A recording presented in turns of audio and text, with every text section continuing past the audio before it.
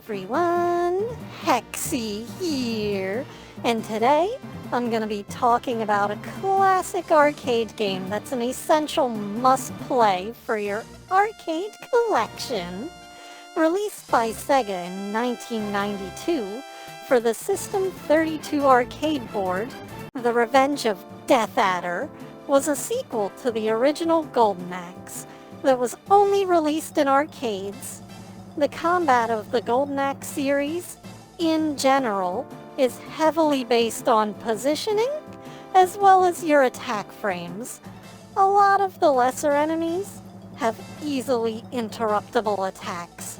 They can be broken with your own attacks, but certain later enemies have some rather unfair moves that can start up and hit you within the same frame that you get close enough to attack them. You could say that letting the enemies come to you would be a good way to make sure you get the first attack frame, but then you run the risk of an enemy starting a charge-up attack, which can knock you out of your own animations. Meanwhile, a lot of the bosses have at least one uninterruptible attack, if not several. For these, you're gonna want to make sure that you're not on the same plane of perspective as them. Usually they'll only launch these attacks if you are. So moving into the foreground or background is a good practice to fight these bosses anyways.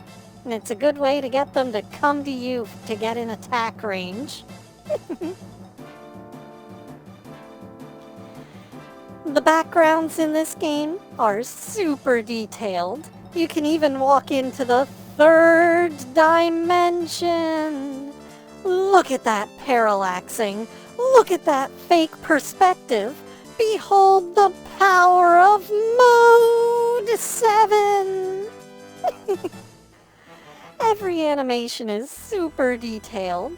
The centaur character has multiple horse-kicking animations, as well as an entirely separate set of sprites with human legs for when they're riding mounts.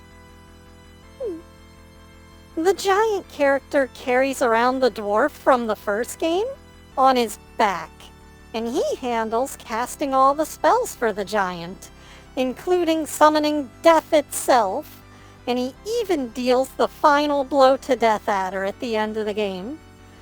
This is one of the only games in the series to feature a spell that can restore health in the form of these trees that sprout up from the ground and sprout fruit for you and your allies to consume. And if you try to cast spells against Death Adder while he has his dragon shield, it'll just straight up eat your magic attacks. Now that's some D&D level bullshit right there.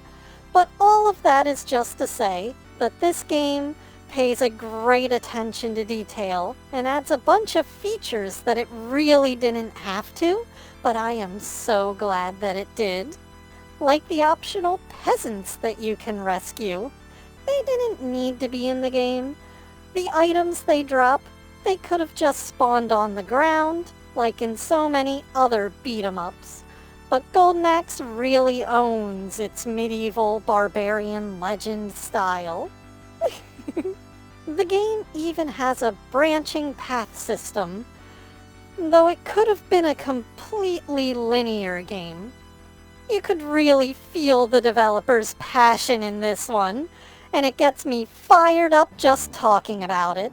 Not to mention the variety of mounts and stationary weapons in the game, and how you can combine the two. That all being said though, that's all I've got time for this week, guys. Ciao for now, and Hexi out. Thanks go out to my Patreon supporters. Your donations mean the world to me, and I thank you for supporting my future endeavors.